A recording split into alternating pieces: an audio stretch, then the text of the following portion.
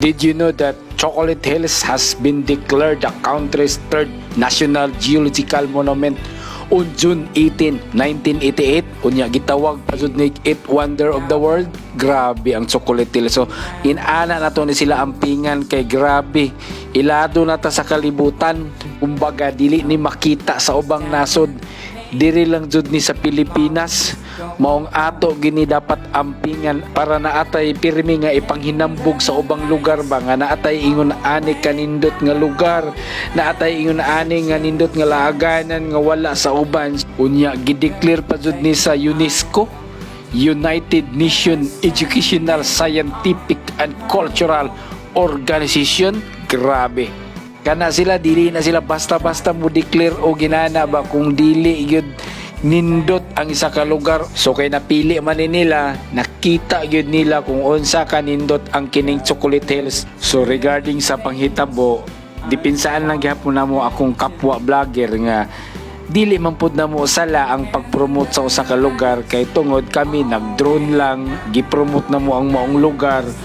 Dili na mo na siya sala nga naay nakatukod ng mga inaana establishment sa isa ka lugar nga bawal. Unta, dili lang po ninyo i-bash o kinsa may nag-upload ini, especially sa ako ang amigo nga Serenda Adventurer na igo lang siya nag-promote sa maong lugar nga wala siya kabalo kung bawal dayto nga lugar nga iyahang gi-promote.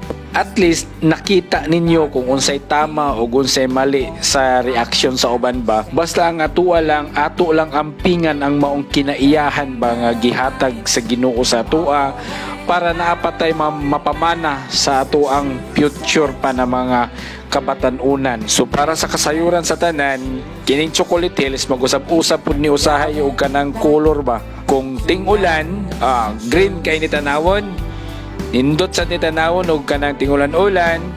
Pero og ting-init, ang makita gid pud nimo ani kana pong ga brown pud ba nga murag naay choco tanawon. Choco gid siya. So all season ni siya ang Chocolate Hills, wala ni pilion nga panahon.